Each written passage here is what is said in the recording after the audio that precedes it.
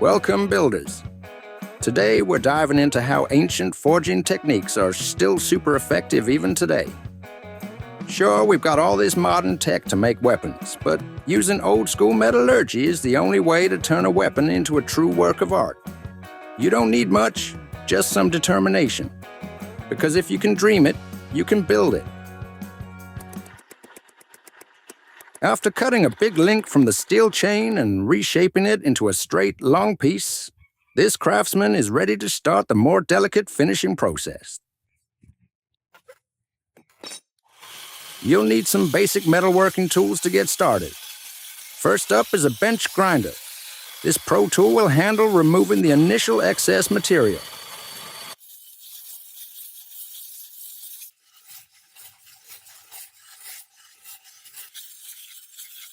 The work is detailed and seems simple at first glance, but don't be fooled.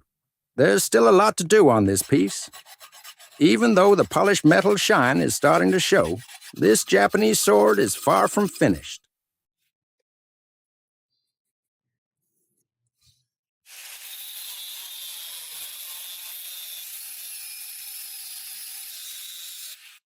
The blade is already straightened out, but there's still extra material to be shaved off before shaping the iconic Katana blade.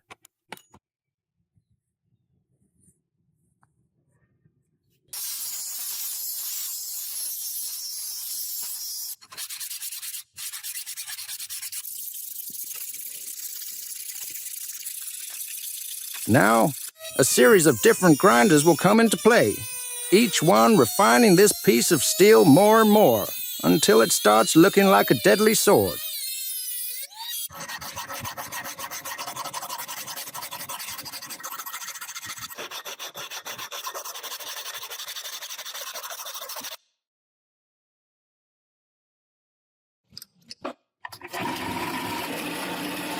Next, holes are drilled to attach the handle later.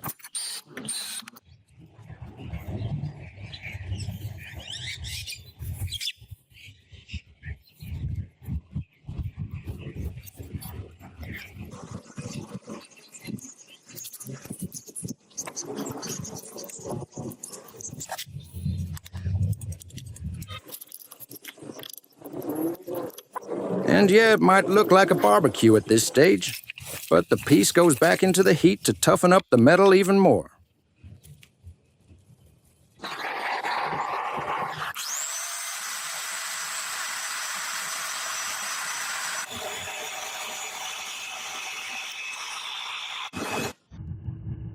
Rapid cooling gives the metal a physical boost, making it tougher.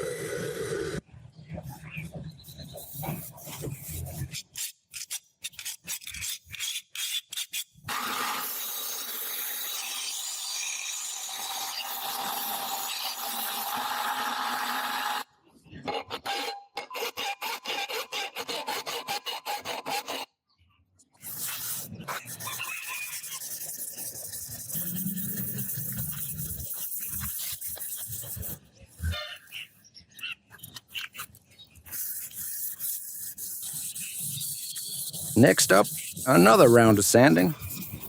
This time, though, it's all about using your hands to shape the finer details and start forming the first cutting edge.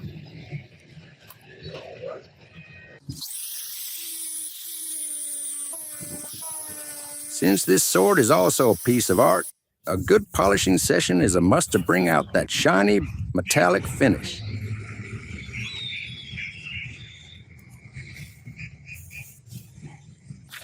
First test, nailed it.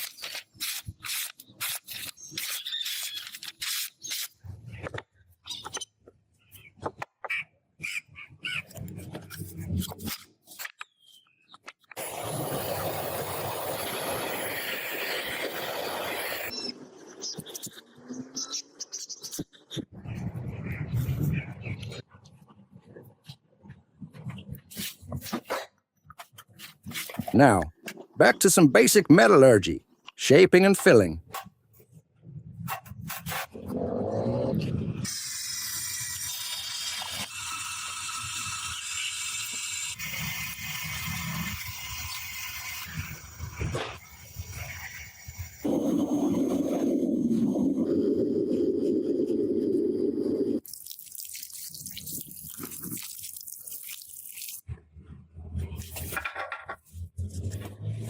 All this effort is for a tiny part called a seppa. Even though it's small, it plays a huge role. It'll act as one of the locks that secures the blade to the handle.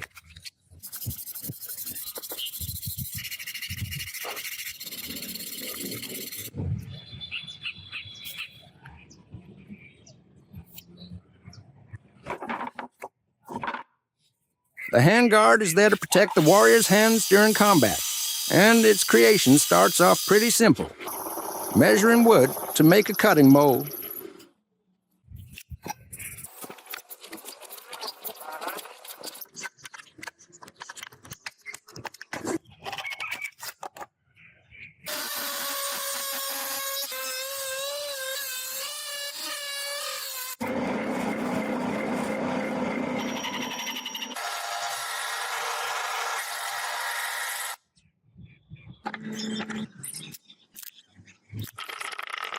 A bit of color will be added to give this decorative handguard some flair.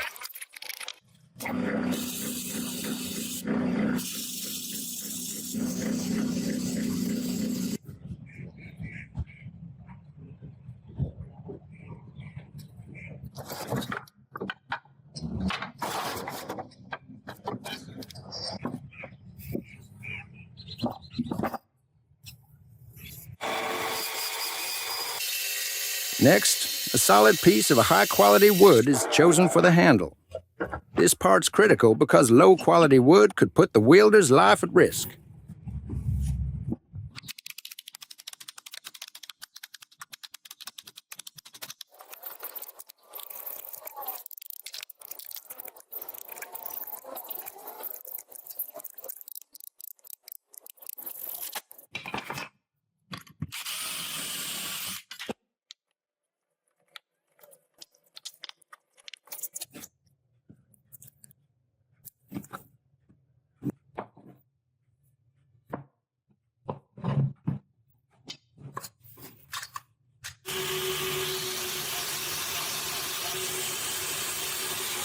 Once again, sandpaper comes into play, shaping the handle for perfect ergonomics.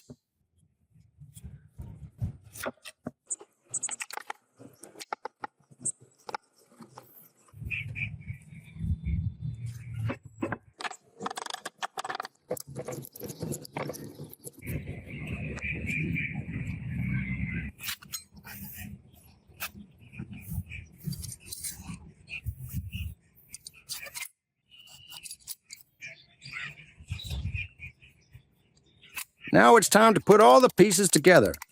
And the final result? Like I said, a deadly and absolutely stunning work of art.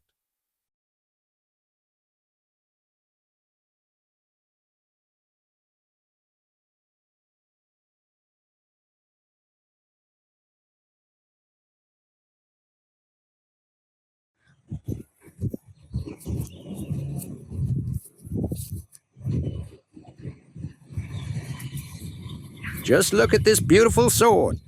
Pure art, crafted from what started as discarded, worthless material. But in the hands of the right craftsman, it became a masterpiece through the magic of metallurgy.